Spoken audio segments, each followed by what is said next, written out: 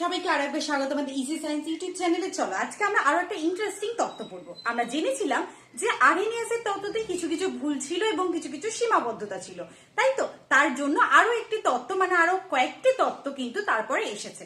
তার মধ্যে আজকে আমরা পড়বো ব্রনস্টেড-লাউরি তত্ত্ব। তাহলে এই যে ব্রনস্টেড-লাউরি তত্ত্বের ভিত্তিটা কি? এটা ছিল পুরোপুরি হাইড্রোজেন আয়ন বা H+ আয়নের উপর ভিত্তি করে, ঠিক আছে? আমরা এটা শুরু করব।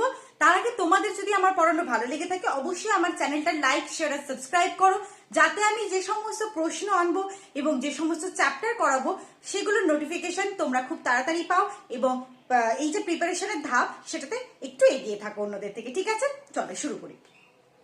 তো ব্রনস্টেড-লাউরি তত্ত্ব, যেটার বেসিস ছিল কি H+ আয়ন। উনি কি বলেন?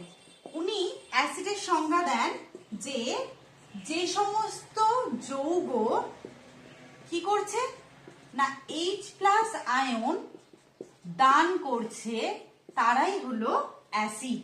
অর্থাৎ অ্যাসিড কি? অ্যাসিড হলো প্রোটন দাতা, ঠিক আছে? তাহলে অ্যাসিড কি? যে সমস্ত যৌগ, কিন্তু জলীয় যৌগের কথা বলেনি, যারা H+ দান করে তারা অ্যাসিড। আর ক্ষারক কি? সিম্পল তার উল্টোটা। তাহলে যে সমস্ত যৌগ H+ এ দান করছে, তাহলে একজনকে তো নিতেই হবে, গ্রহণ করে, তারাই হচ্ছে কি না তারা হচ্ছে ক্ষারক। তাহলে ক্ষারক কি? ক্ষারক হচ্ছে প্রোটন গ্রহীতা, ঠিক আছে? তাহলে ব্রনস্টেড-লাউরি তত্ত্ব অনুযায়ী যারা H+ আয়ন দান করে দেয়, যেমন HCl, তাই তো? ও কি করবে? H দান করে দেবে, সে হচ্ছে অ্যাসিড। আর যেমন ক্ষারকের একটা উদাহরণ হচ্ছে যেমন NH3, সেটা জলের সাথে বিক্রিয়া করে কি করবে? দেখো, জলের সাথে বিক্রিয়া করে করছে NH4 প্লাস OH-। ও কি করলো? NH3 আরো একটা হাইড্রোজেন নিয়ে নিল, যার ব্যাখ্যা আমরা আরএনএস তত্ত্বের সাহায্যে পারছিলাম না, সেটা কিন্তু ব্রনস্টেড-লাউরি তত্ত্বের সাহায্যে আমরা ব্যাখ্যা করলাম যে H+ নিয়ে নিচ্ছে, তাই জন্য বেস, ঠিক আছে? চলো, তো ব্রনস্টেড-লাউরি তত্ত্বের মধ্যে আরো দুটো জিনিস আমরা কিন্তু জানতে পারি। একটা হচ্ছে অ্যাসিড আর তার অনুবন্ধী ক্ষারক। জানবে অ্যাসিড হলে হবে অনুবন্ধী ক্ষারক, আর ক্ষারক হলে হবে অনুবন্ধী অ্যাসিড।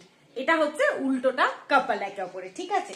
তাহলে এই যে অ্যাসিড, এই অ্যাসিড থেকে আমরা অনুবন্ধী ক্ষারক কি করে পাবো? ঠিক আছে, তো এই অ্যাসিড যখন ক্ষারক, জানবে হাইড্রোজেন প্লাসটা কম থাকবে, তাহলে অ্যাসিড যখন H+ বর্জন করে দেবে, ধরে নিই অ্যাসিড হচ্ছে H, হ্যাঁ, সে কি বর্জন করে দিল? বর্জন করে দিলে কি হবে? H+A-, H+ কে দিয়ে দিয়েছে, এখন হচ্ছে A-। এই A-টাই হলো অনুবন্ধী ক্ষারক। আর অনুবন্ধী ক্ষারক যখন H+টাকে গ্রহণ করে নেবে, ঠিক আছে, সেটাই হয়ে যাবে অ্যাসিড, ঠিক আছে? তাহলে অ্যাসিড যখন হাইড্রোজেন H+ আয়ন বর্জন করবে হবে অনুবন্ধী ক্ষারক, আবার অনুবন্ধী ক্ষারক H+ গ্রহণ করে নিলে হয়ে যাবে অ্যাসিড। ক্ষারকের ক্ষেত্রেও একই,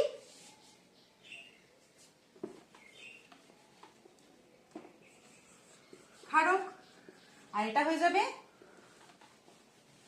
অনুবন্ধী অ্যাসিড। আচ্ছা, যেহেতু ক্ষারক থেকে যখন অ্যাসিড হবে, অ্যাসিডে কি থাকে? H+ আয়ন বেশি থাকে, তাহলে H+ আয়ন গ্রহণ, তাহলে আমাদের ক্ষারক H+ আয়ন গ্রহণ করে হয়ে গেল অনুবন্ধী অ্যাসিড। এবার ও অ্যাসিডটা যখন ক্ষারক হবে কি করবে? H+ আয়ন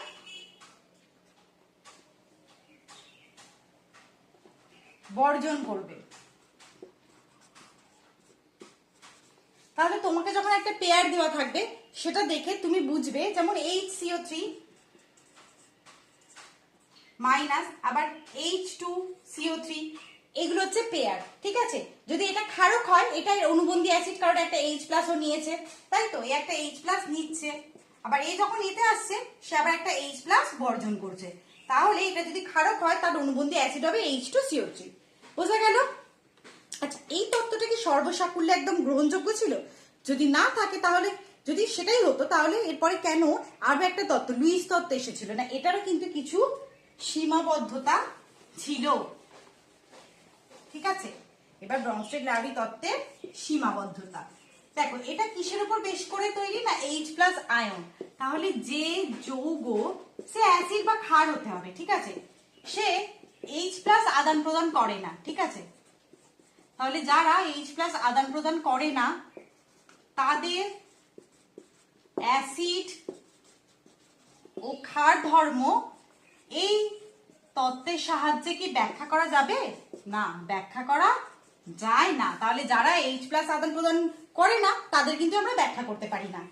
আরো একটা কি না, কিছু কিছু অক্সাইড আছে যেমন SO2, CO2, এগুলো কি অধাতু, তাই তো? এই অধাতুগুলো যখন যে হাইড্রোক্সাইড তৈরি করছে, ঠিক আছে, সেগুলো কি অ্যাসিডিক।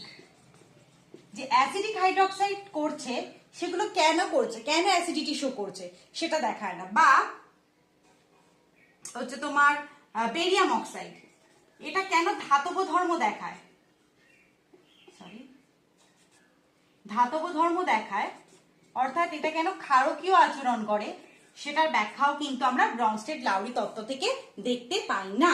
ঠিক আছে, তাহলে আজকে ছিল আমাদের ব্রনস্টেড-লাউরি তত্ত্ব এতটাই। নিশ্চয়ই তোমাদের অনুবন্ধী অ্যাসিড, বেস, ব্রনস্টেড কোনটা, ধরো চারটা অপশন দিল, এর মধ্যে কোনটা ব্রনস্টেড অ্যাসিড, তোমাকে তখন অপশন থেকে দেখতে হবে যে কিসের মাধ্যমে হচ্ছে, ঠিক আছে।